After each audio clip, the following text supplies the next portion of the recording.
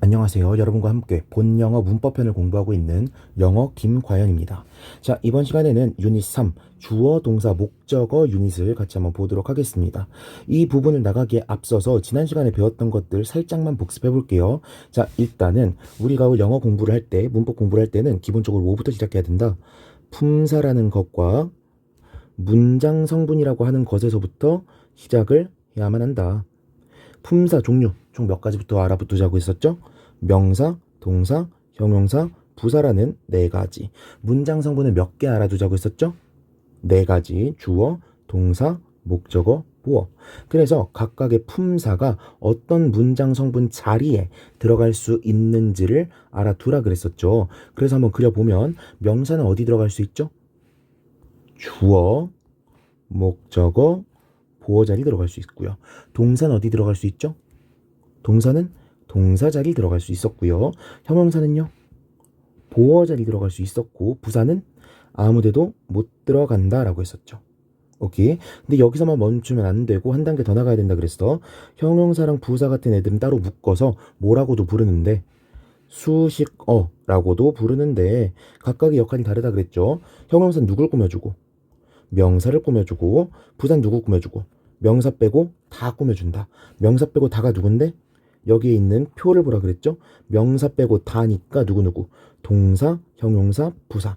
다시 한번 써보면 동사 꾸며줘, 형용사 꾸며줘, 또 다른 부사 꾸며줘, 하나 더 문장 전체 꾸며줘. 이렇게 수식할 수가 있다라 그랬죠. 오케이. 자, 그런데 이 내용과 함께 우리가 배워야 되는 게 뭐라 그랬어요? 문장을 총 5가지의 형식으로 가둬서 하나하나 패보자 라고 했었죠. 그래서 문장을 총 5가지의 패턴으로 압축시켜 놓은 거야. 그게 문장의 5형식이죠. 하나하나 써보면 1, 2, 3, 4, 5형식 쭉 써보겠습니다. 모든 문장엔 뭐랑 뭐가 있다? 주어와 동사가 있다. 그런데 모든 문장엔 주어와 동사가 있으니까 여기까지 봐서는 형식이라고 하는 게 나뉜다 안 나뉜다? 안 나뉜다. 여기까지가 아니라 이 뒷부분을 보고 형식을 나눠야 된다 그랬죠? 1형식 같은 경우엔 뒤에 아무것도 안 오고 2형식은 보어만 오고 3형식은 목적어 하나만 오고 4형식은 목적어 2개가 오고 5형식은 목적어 하나 보어가 온다. 그쵸? 뭐 제가 불완전 동사니 완전 동사니 타동사니 자동사니 여러 가지 알려드리긴 했는데 우리가 꼭 알아야 되는 건 뭐다? 이렇게 갈라놓고 1형식과 2형식은 우리가 뭐라고 부르고? 자동사라고 부르고 3형식부터 5형식은 뭐라고 부르고? 타동사라고 부른다. 자동사가 뭔데? 목적어가 없는 애들. 타동사가 뭔데? 목적어가 있는 애들. 됐죠? 여기까지 알아두자고 했었고 우린 지난 시간에 1형식과 2형식을 공부했습니다. 한번 볼게요. 1형식에서 중요한 포인트는 뭐였어요? 1형식으로만 사용되는 단어들을 외우는 것이라고 했었죠. 왜? 나중에 수동태라는 녀석이랑 혼동되게 출제가 될 것이기 때문에. 됐죠? 그리고 아래에서 전명구, 전치사구라고 하는 걸 배웠는데 전치사구는 무슨 용법으로 쓰인다?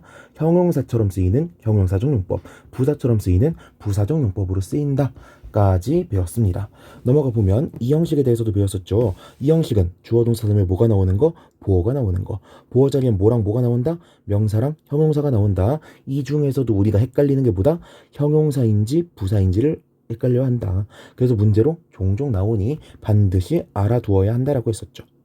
그쵸? 그래서 우리가 문법 문제를 잘 풀려면 첫 번째, 이 형식으로 사용되는 동사들을 먼저 알아둬야만 한다. 왜? 이 형식으로 사용이 되면 뒤에는 보어가 나올 것이고 그 보어 자리에는 반드시 형용사만 나올 것이기 때문에 만약에 부사가 나오게 되면 틀린 문제가 되니까. 그쵸? 그래서 여기에 나온 단어들 쭉 설명을 했었고 이 중에서도 뭐뭐가 되다 라는 뜻을 가진 애들 forget, go, grow, become, turn 이 친구들은 발음을 통해서 외우자고 했었습니다. 그쵸? 그리고 주격보어 같은 경우에는 명사랑 형용사가 가능하다고 했었는데 명사 같은 경우에는 그냥 우리가 암기하면 된다. 그런데 형용사 같은 경우에는 우리 같은 초보자 입장에서는 해석이 좀 어려울 수 있다. 왜? He is quiet 이라고 하면 그는 뭐뭐이다. quiet 조용한. 합쳐서 해석하면 뭐가 돼요? 그는 조용한이다. 말이 좀 이상하다 그랬죠. 그래서 우리는 어떻게 접근하기로 했다? 비동사 플러스 형용사는 하나의 동사로 사용된다 라고 일단은 기억해 두고 여기에 맞춰서 공부를 하자라고 했었다라는 겁니다. 됐죠? 50분 동안 떠들었던 것 같은데 30분이었나요? 꽤 긴 시간 떠들었는데 이 많은 내용을 5분도 안 돼서 정리했습니다. 자, 이제 삼형식으로 넘어가 볼게요. 자, 삼형식은 주어와 동사 다음에 뭐가 나오는 거예요? 목적어가 나오는 겁니다. 일단 목적어 자리엔 반드시 뭐만 나와야 된다? 명사라는 품사만 나와야 한다 라는 걸 포인트로 가지고 가시면 되고요. 삼형식 같은 경우에 문법 문제로 여러분들이 알아야 될 게 거의 없습니다. 왜? 대부분의 동사는 삼형식으로 사용이 되고요. 그렇기 때문에 우리가 문법적으로 특이하게 외워야 되는 건 사실 없거든요. 오케이. 그래서 쭉쭉 넘어가 보면요. 주어와 동사만으로 문장 의미가 완전하지 않고 동작의 대상인 목적어가 있어야 하는 걸 삼형식 문장이라고 하고, 이러한 목적어는 주로 뭐라고 해석된다? 뭐뭐 을을이라고 해석이 된다. 자, 그런데 여기서 우리가 체크해야 되는 게 있습니다. 을을이라고 해석하는 건 일종의 우리만의 약속일 뿐이에요. 그렇다면 항상 을을이라고 해석이 될까요? 을을로 해석되지 않는 경우도 있을까요? 해석되지 않는 경우도 있겠죠. 그래서 그러한 예외들은 반드시 암기를 하고 있어야만 하고, 그게 바로 아래 내용에 나오게 됩니다. 좀 이따 살펴보기로 하고요. 아래 보면은 반드시 시간 장소를 나타내는 부사구를 가지고 있어야 완전해지는 것도 있다라고 되어 있는데, 제가 옆에 이렇게 써놨죠. 지난 시간에 배웠습니다. 10페이지로 가보면 제가 문장에 7형식이라고 소개를 했던 것이 있었죠. 그 중에서도 제가 7형식 기준 6형식으로 나오는 거. 죄송합니다. 제가 표시를 잘못했었네요. 이거를 7형식으로 옮겨놔야겠네. 죄송합니다. 이렇게 지우고요. 자, You can put the dish on the table 와 같은 put 동사 같은 경우에는 어떻게 사용이 된다? 뒤에 반드시 부사어 on the table 같은 녀석이 있어야만 옳은 문장이 된다라고 했었죠. 그 내용이 여기 한번 다시 나온 것이다 라고 보시면 되겠고요. 우리가 수험적으로 고등학교 공부를 함에 있어서, 혹은 이 강의를 보고 계실 수도 있는 공시생의 입장에서 이걸 꼭 알 필요는 없습니다. 넘어가 볼게요. 자, 목적어의 이해라고 되어 있는데요. 목적어 자리에는 반드시 어떤 품사만 나와야 한다고 했었죠? 명사만 나와야 한다고 했었죠. 그렇다면 우리가 차차 배우게 될 것이지만 명사로 사용되는 녀석들이 있습니다. 명사로 사용되는 녀석들. 거기에 예시가 아래 나와 있는 건데요. 첫 번째, 대명사입니다. 대명사는 제가 앞으로 따로 품사로 구분하지 않을 거예요. 왜? 대명사가 이름에도 들어있듯이 그냥 명사잖아요. 그래서 앞으로는 대명사를 보고도 제가 종종 그냥 명사다 하고 지나가는 경우가 있을 겁니다. 그렇다면 얘는 그냥 사실상 쌤쌤이다 라고 보고 지나가 버리면 3, 4, 5번이 중요하겠죠. 첫 번째, I hope to visit. hope, 희망합니다. 뭐를? to visit, 방문하기를 희망합니다 라고 되어 있죠. to visit 같은 것을 우리가 to 부정사라고 부르게 되는데요. to 부정사의 형태는 to 다음에 동사 원형이 나오는 것입니다. 자, to 다음에 동사 원형이 나오는 꼴은 이번 챕터 1이 끝나자마자 바로 챕터 9로 넘어가서 공부하게 될 거니까 너무 조급해하지 마시고, 제가 옆에 써놓은 것만 한번 볼게요. to 부정사 같은 경우에는요, to 다음에 동사 원형이 나온다 그랬죠. 동사에 to를 붙여서, 다시 누구의? 동사에 to를 붙여서 동사를 다른 품사로 사용하는 걸 to 부정사라고 합니다. 근데 우리 품사 뭐뭐 배웠어요? 명사, 동사, 형용사, 부사 배웠잖아요. 근데 동사를 다른 거로 쓰는 거니까 명사적 용법, 형용사적 용법, 부사적 용법, 이렇게 세 가지 용법만 있겠다라고 생각을 하고 지나가시면 되겠죠. 어렵지 않죠? 그 다음 동명사라는 것도 있습니다. 동명사는 동사 원형에 ing를 붙인 꼴인데요. 얘도 무슨 용법으로 쓰일 수 있다? 명사적 용법으로 쓰일 수 있다. 즉 동명사도 일종의 뭐다? 명사다라고 볼 수가 있겠죠. 그래서 she enjoys, 그녀는 즐깁니다. 뭐를? going to the movies, 가는 것을 즐기죠. 오케이. 뭐뭐 하는 것이라고 해석되는 것도 일종의 명사라고 했으니까 going이 명사라는 것도 이해할 수가 있겠습니다. 됐죠? 그 다음에 명사 절이라고 나오는데, 절을 제가 뭐라 그랬죠? 구라는 것과 비교되는 개념으로서 구는 그냥 두 단어 이상이 있으면 구라고 했는데, 절은 두 단어 이상이 있어야겠지만 조건이 하나 더 있는 거였죠. 뭐였어? 주어와 동사가 있을 것. 굳이 둘 중 하나만 있어야 된다고 한다면 둘 중에서는 동사가 있을 것. 오케이. 그래서 절 같은 경우에는 제가 그냥 표시해 드릴게요. that부터 smart까지가 대절이 되는 거고 명사 절이 되는 겁니다. 그럼 해석해 보면 나는요 believe, 믿습니다. that 이하를 that이라고 하는 접속사가 저를 이끌고 있죠.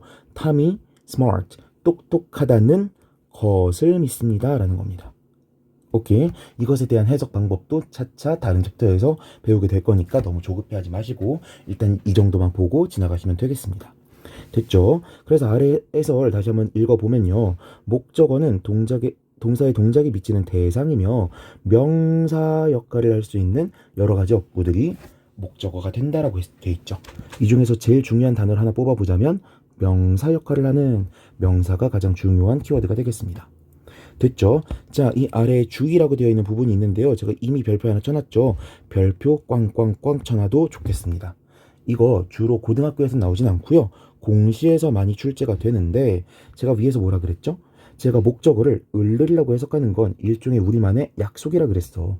하나의 방법일 뿐이지 법칙이 아니라고요. 왜? 영어라고 하는 언어 자체가 한국어로 번역되려고 존재하는 언어가 아니잖아. 그쵸?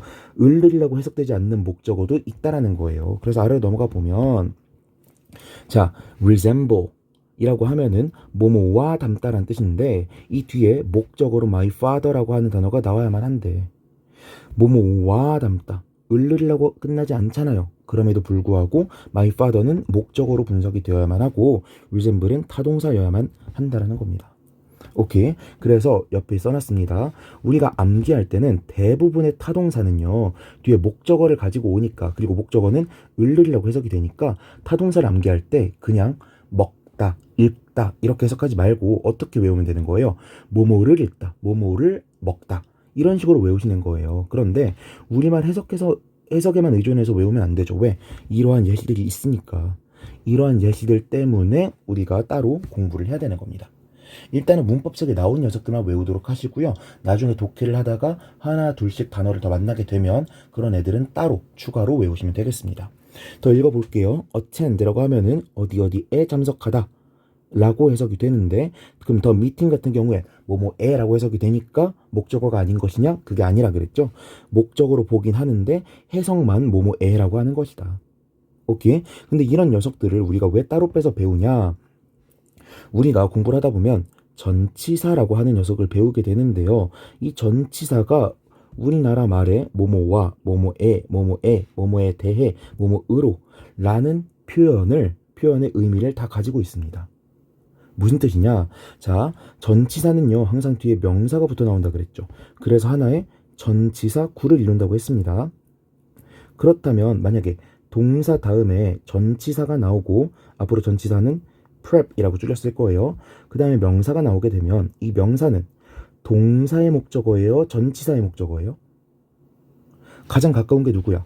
전치사잖아. 그렇다면 이 명사는요 누구의 목적어라고 봐야 되는 거예요? 전치사의 목적어, 전치사의 짝꿍이라고 봐야 되는 겁니다. 그렇다면 만약에 동사가 타동사야. 그 다음에 전치사가 나와버리면 얘는 지 목적어를 누구한테 뺏겨버리는 게 되는 거예요? 전치사한테 뺏겨버리는 게 되겠지. 그렇다면 타동사는 반드시 뒤에 목적어가 있어야 되는데 얘 목적어는 있는 거예요? 없는 거예요? 없는 게 되는 거죠. 그래서 틀리다는 겁니다. 다르게 말하면 타동사는 뒤에 전치사를 가져오면 된다 안 된다? 안 된다. 전치사 없이 바로 뭘 가져와야 된다? 명사, 목적어를 가지고 와야 된다라는 겁니다. 오케이? 그러니까 우리나라 말로는 resemble이 뭐뭐와 닮다라고 해석이 되니까 우리는 본능적으로 누구누구와 함께라는 의미를 가진 with를 너무너무 쓰고 싶겠지만 with를 써버리게 되면 타동사의 목적어를 전치사한테 뺏겨버리게 되는 거니까 틀린 문장이 된다라는 거예요. 그래서 반드시 이 단어들 옆에는 전치사를 쓰면 안 된다라는 게 포인트가 되는 겁니다. 오케이. 이 중에서도 여러분들이 시험 문제에서 가장 많이 만나는 거 그리고 가장 헷갈리는 거는 제 생각에는 discuss인 것 같아요. 그리고 reach까지 같이 알아둘게요. 오케이. 공시하시는 분들은 특히나 이거 다 외우셔야 되고요. 수능하시는 분들은 reach랑 discuss 정도만 알고 있어도 사실 상관없지 않을까. 하지만 결과적으로는 전부 다 외우시긴 하셔야 됩니다. 아시겠죠? 넘어가 보도록 하겠습니다. 자, 보면은 SV 문형이니까 1형식이고요. SVO 문형이니까 3형식이네요. 1형식과 3형식이 헷갈리는 녀석들이 있으니 그런 것들을 따로 외우자라는 겁니다. 그 중에 가장 대표적인 애들이 모여 있는데요. 한번 보겠습니다. lie라고 하는 단어는요. 두 가지 의미를 가지고 있어요. 첫 번째, 눕다 혹은 놓여있다 혹은 그냥 있다라는 의미로 사용이 되는 경우가 있고요. 거짓말하다라는 의미로 사용이 될 수가 있습니다. 이 두 개는 전부 다 자동사로 쓰이는 경우이고요. 우리가 똑같은 형태를 가지고 있지만 이 두 단어 완전히 다른 단어예요. 그래서 우리가 보통 영어 단어를 외우다 보면 3단 변화형이라는 것을 외우게 되는데요. 그게 무엇이냐? 단어를 외울 때 동사 원형과 그리고 과거 시제형, 과거형이라고 할게요. 그리고 과거 분사형. 이 세 가지를 한 번에 세트로 외우게 돼요. 그래서 라이라고 하는 이 두 가지 단어, 눕다 라이와 거짓말 라이는 서로 다른 단어라 그랬죠. 그래서 각각의 단어들은요, 과거형과 과거 분사형을 다르게 가지고 있습니다. 눕다 보니까 라이, 레이, 레인이라고 쓰이고 있고요. 거짓말하다는 라이, 라이드, 라이드로 쓰이고 있죠. 이 두 단어가 완전히 다른 단어란 뜻이에요. 그래서 이것들은 따로 외우셔야 됩니다. 오케이. 근데 이 두 단어를 비교해서 문제를 내긴 좀 힘들어가지고 보통 누구랑 비교가 되느냐? 이 눕다라는 의미의 라이와 눕히다 라는 의미의 레이가 종종 비교가 됩니다. 레이 같은 경우는 어떻게 생겼죠? 레이, 레이드, 레이드 이런 식으로 생겼죠. 오케이. 앞에 나온 라이는 자동사, 뒤에 나온 레이는 타동사. 그래서 이 두 가지를 비교를 해야 될 것이고 이 두 단어를 비교하는 문제가 나왔다면 예를 들어 라이냐 레이냐를 고르도록 문제가 나와 있다면 우린 뭘 가지고 판단하면 돼요?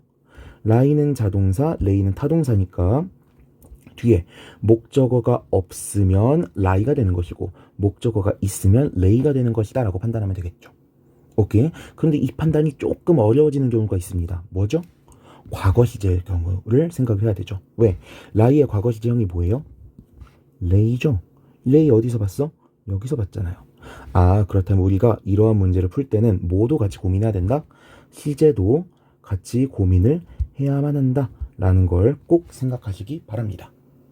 됐죠? 그 다음에 rise와 raise도 굉장히 자주 비교가 되는데요. rise 같은 경우엔 떠오르다 라는 뜻의 자동사가 되겠고요. 색깔을 파란색으로. raise 같은 경우에는 무엇을 올리다 라는 뜻의 타동사가 됩니다.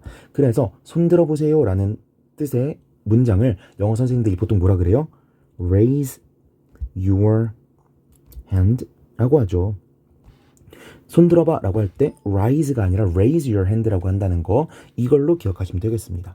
됐죠? 그런데 공무원 시험 강사 중에서 조태정 선생님이 이렇게 가르친다고 하더라고요. 좋은 건 베껴야지. 그쵸? 출처도 밝혔으니까 라, 자, 레, 타 뭐냐면 라라고 시작되는 애들은 자동사고요. 레라고 시작되는 애들은 타동사라는 거예요. 라이니까 자동사, 레이니까 타동사. 라자레타 성립하죠. 라 is니까 자동사, 레 is니까 타동사. 라자레타 성립하네요. 그렇다면 이 세트들은 라자레타라는 앞 두 문자로 외웠다라고 보시면 되겠네요. 어렵지 않죠? 그 다음에 sit, set, set, seat, sit it, sit it 이 세트도 외우셔야 되는데 얘네는 문제로 내기에 조금 껄끄러운 부분이 있어가지고 네, 얘네는 편입 공부하시는 분들이랑 공무원 시험 공부하시는 분들은 좀 잘 봐두시는데 수능 공부하시는 분들은 사실 제가 이걸 시험 문제로 나오는 걸 본 적은 많이 없는 것 같아요. 하지만 알아는 두셨으면 좋겠습니다. 됐죠? 이렇게 해가지고 문장의 3형식 종료하도록 하겠습니다. 바로 이어서 문장의 4형식으로 들어가 볼게요. 4형식 같은 경우에는요, 목적어를 두 개 가지고 있습니다. 우리가 IO, DO라고 줄여 쓰게 되는데, I는 indirect, 간접적인 이란 뜻이고, D는 direct, 직접적인 이란 뜻입니다.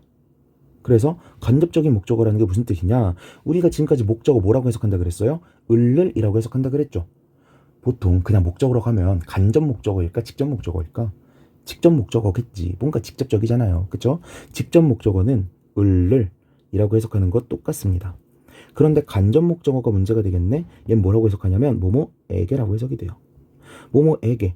우리나라 말로 쓸 때 뭐라고 써요? 친구에게 돈을 줬다. 나에게 선물을 줬다. 이런 식으로 누구한테 뭔가 줄 때 뭐뭐에게라는 말을 쓰죠. 그래서 이런 에게 목적어, 간접 목적어를 가지고 오는 동사를 조금 고급진 말로 수여동사다라고 부르게 됩니다. 그런데 이걸 조금 더 고급지게 부르게 되면은 이렇게 보충어를 가지고 오는 것들 있죠. 이런 것 하나하나를 항이라고 부른다고 했을 때 간접 목적어 1항, 직접 목적어 1항 합치면 몇 항? 항이 2개죠. 그래서 2항 타동사 라고도 부르게 됩니다. 오케이. 자, 한번 보겠습니다. 우리가 알고 있는 단어가 사형식으로 사용이 되면, 즉, 에게 목적어를 가지고 오게 되면, 진짜로 그냥 동사에다가 주다라는 의미를 덧붙여주기만 하면 됩니다. 그렇기 때문에 우리가 보통 예문을 다룰 때 대놓고 주다라는 의미인 give 동사를 가지고 먼저 학습을 하게 됩니다. 볼게요. He gave, 그는 줬습니다. me, 나에게 펜을 주었죠. 해석이 어렵지 않네요. 그런데 여기서 중요한 게 뭘까? 지금 계속해서 IODO 어순을 지켜가지고 말씀을 드리고 있죠.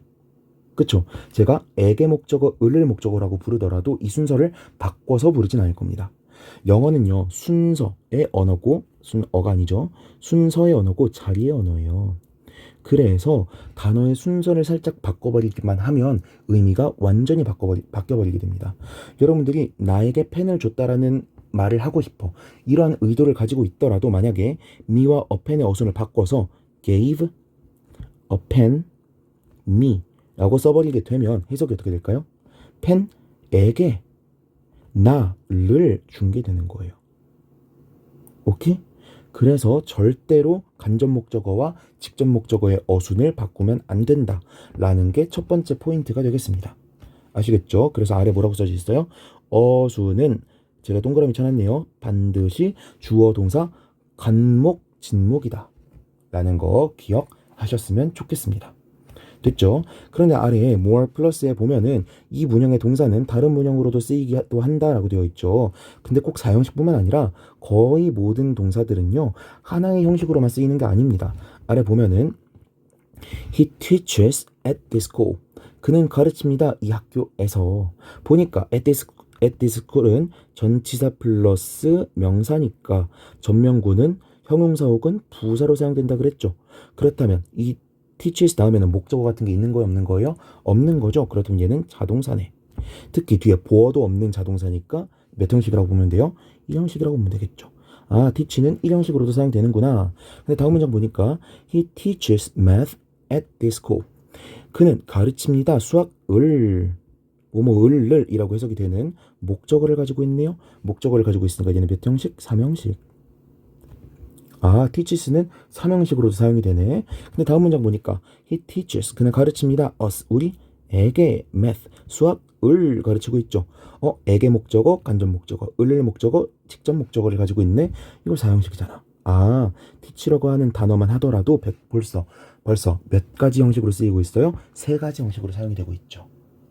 아, 그렇다면 우리는 어떻게 접근해야 되는 거예요?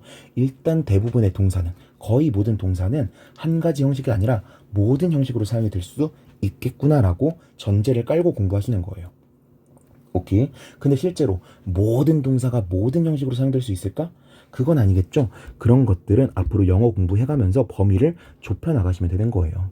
아, enjoy라고 하는 동사는 이런 형식으로만 사용이 되는구나. 아, teach라고 하는 동사는 이런 식으로만 사용되는구나. 아, tell이라고 하는 동사는 이런 식으로만 사용되는구나 라는 거는 천천히 독해하시면서 접근하시면 됩니다. 독해하면서 너무 많은 예시를 띄엄띄엄 보는 게 힘들다? 그럼 우린 뭘 보면 되죠? 사전을 보시면 되는 거고요. 오케이. 전 개인적으로 사전은요, 다음 사전을 추천드리고요. 너무 많이 추천하다 보니까 링크도 외웠어. 다음 .net 딕셔너리의 딕이겠죠. 이 링크로 들어가시면 정말 좋은 사전을 보실 수가 있으니까 다음 사전 쓰셨으면 좋겠습니다. 간혹 가다가 선생님들께서 영영사전을 굉장히 강조하시는 경우가 있는데 저는 초심자한테 영영사전은 추천하지 않아요. 고급 학습자들은 일단 한영사전 보시는 거 역시나 추천드리고요. 한영을 봤는데도 느낌이 잘 오지 않는다? 그때 영영사전 보시는 걸 추천드립니다. 영영사전이 그렇게 칭송받을 정도로 효과성이 높은가? 라고 생각하면 전 아닌 것 같아요. 아시겠죠? 제 개인적인 생각입니다. 지나가겠습니다. 2번 항목으로 넘어가 보면 사형식 문형으로 잘 쓰이는 주요 동사라고 되어 있죠. 일단 얘네를 외우셔야 되겠는데, 자, give나 tell이나 show나 이런 애들은 너무 많이 보기 때문에 금방 외우게 될 거예요. 금방 외우게 될 만한 애들 체크해드리면은 사실 전부 답니다. 쭈쭈쭈쭈쭈. 그런데 제가 분홍색으로 체크한 애들은 뭘까? 뭔가 좀 특이한 녀석들이겠죠? 어떤 특이한 녀석들인지 한번 보겠습니다. 바로 3번 대보로 넘어가 볼게요. SVO 플러스 부사구로의 전환이라고 되어 있죠. 좀 더 쉽게 말하면 4형식 동사를 3형식으로도 전환할 수 있다라는 겁니다. 어떻게 전환할 수 있을까? 여기 나와 있는 부사구라고 하는 거는 전치사구예요. 제가 아까 전치사에 대해서 다룬 적이 있었죠. 전치사 중에서 뭐뭐에라는 의미를 가진 애가 누가 있었어? 투가 있었죠. 뭐뭐 쪽으로라는 의미를 가진 투. 그쵸? 그렇다면 제가 사형식에서 간접 목적어 부분을 to를 사용해서 바꿀 수도 있지 않을까요? 예를 들면 이런 식인 거죠. 아래 예문으로 보면 He gave me a pen. 간접 목적어, 직접 목적어가 나오고 있었는데 이거를 삼형식으로 돌려. 제가 아까 그냥 목적어는 직접 목적어라고 했었죠. 그러니까 a pen을 그냥 목적어 자리로 돌려놓는 거야. 그리고 의미가 좀 특이한 간접 목적어를 뭐 어떻게 해버리면 되는 거예요? to라고 하는 전치사를 붙여서 뒤로 보내버리는 겁니다. 그래서 to me 이런 식으로 전치사구로 사용을 해버리게 되면 일종의 부사구로 처리가 되게 되고, 부사구는 문장 형식에 영향을 끼치지 않는다고 했으니 주어, 동사, 목적어만 있는 삼형식 문장으로 바뀌었다라고 볼 수가 있는 거겠죠. 오케이, 어렵지 않죠? 이건 나중에 혼자 읽어보세요. 그런데 이 포인트가 왜 문법 문제에서 다뤄지게 되느냐, 바로 이 포인트 때문입니다. 어떠한 동사들은요 to를 사용하는데 어떠한 동사들은 for를 사용한대요. 어떤 것들이 이렇게 차이가 있을까요? 어떤 것들이 차이가 있냐면, 자, 이런 식으로 기억하시면 됩니다. to 생긴 모양이 어때요? 쫙 직선의 느낌이에요? 곡선의 느낌이에요? 직선의 느낌이죠. 근데 for 같은 경우에는 어때요? 뭔가 곡선의 느낌이죠. 우리가 A라는 지점에서 B라는 지점으로 바로 갈 때는 직선으로 구워요? 곡선으로 구워요? 직선으로 긋죠? 근데 A라는 지점에서 B 지점으로 가는데 여기도 들렸다가 저기도 들렸다가 여기도 들렸다가 저기도 들렸다가 이렇게 가는 거. 이런 식으로 왔다 갔다 거리는 건 직선으로 그어요? 곡선으로 그어요? 곡선으로 그리잖아요. 혀가 자꾸 꼬이네. 곡선으로 그리죠? 이 느낌을 가져가는 겁니다. 자, to가 붙는 애들은요 바로 가는 느낌인 거고요. for가 붙는 애들은요 한 다리 건너는 느낌, 왔다 갔다 하는 느낌이에요. 어떤 느낌인지 한번 보겠습니다. 자, 여기 보니까 제가 위에서 표시해드렸던 요 단어들이 나와 있죠. 자, 어떤 것들인지 볼게요. make, 원래 우리 무슨 뜻으로 알고 있어요? 만들다로 알고 있죠. buy, 무슨 뜻으로 알고 있어요? 사다라고 알고 있죠. cook, 무슨 뜻으로 알고 있어요? 요리하다로 알고 있죠. 하나만 더 해볼게요. build, 그럼 무슨 뜻이에요? 짓다라고 알고 있잖아요. 그쵸? 그런데 얘네가 삼형식으로만 사용되는 게 아니라 사형식, 누구한테 뭔가를 준다는 의미로도 사용이 된대. 그러면 제가 아까 뭐라 그랬죠? 사형식으로 사용될 때는 무슨 의미만 덧붙이면 된다? 주다라는 의미만 덧붙이면 된다 그랬죠. 그대로 주다라는 의미만 덧붙이면 됩니다. make는 무슨 뜻? 만들어 주다. buy 무슨 뜻? 사다 주다. cook 무슨 뜻? 요리해 주다. build 무슨 뜻? 지어 주다 라고 해석하면 되는 거예요. 오케이? 근데 보니까 만든 다음에 주고, 산 다음에 주고, 요리한 다음에 주고, 지은 다음에 주는 거죠. 이렇게 한 단위 건너고 있잖아. 그런 경우에는 뭐를 쓴다? for를 쓴다라는 거예요. 오케이? 반면에 위에 나와 있는 단어들 어떤지 봅시다. give, 주다. send, 보내다. lend, 빌려주다. offer, 제공하다. 전부 다 뭐예요? 그냥 주는 거잖아. 조금 다른 거 한번 볼까요? tell, 말해주다인데 말해서 주는 거예요? 그냥 말하는 게 곧 주는 거예요? 말하는 게 곧 주는 거죠. 쇼는 뭐죠? 보여주다라는 뜻인데 보인 다음에 주는 거예요? 보여주는 게 곧 주는 거예요? 말이 좀 이상하긴 한데 보여주는 것 자체가 주는 거잖아. 그쵸? 얘는 한 다리를 건너요? 안 건너요? 안 건너죠. 그러니까 얘네는 to가 잘 어울린다는 겁니다. 어렵지 않죠? 그런데 제가 여기다도 분홍색 형광펜을 친 게 있어. 뭐죠? bring이죠. bring은 to도 가능하고 for도 가능하대. 왜 그럴까? 말장난치면서 외워봅시다. 말장난치면서 bring이 무슨 뜻이에요? 가져다 주다잖아요. 그쵸? A라는 지점에서 B라는 지점으로 가지러 갔다가 주는 걸 수도 있고, 가져다가 그냥 주는 걸 수도 있잖아 라고 기억하자고요. 이래서 그런 건 아닌데 이렇게 기억하자고. 제가 아까 이렇게 설명을 드렸었으니까. 오케이? 다시, 가져다 주다는 어디론가 가서 가져다가 주는 걸 수도 있고, 그냥 여기 있는 걸 가져다 주는 걸 수도 있잖아. 그러니까 to도 되고 for도 된다. 이런 식으로 기억을 하자고요. 어렵지 않죠? 이렇게 기억만 하자는 겁니다. 자, 여기다가 마지막으로 한 가지 포인트. 사실 고등학교 이상 가면은 별로 쓸 일은 없는데요.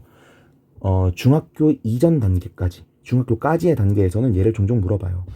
ask와 같은 동사는요, 뒤에 question이나 favor 같은 목적을 가져오면 for나 to가 아니라 of를 사용하게 된다.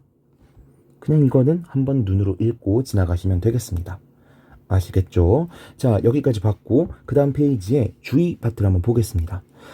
이전 챕터에서, 이전 유닛에서 이런 내용이 있었죠?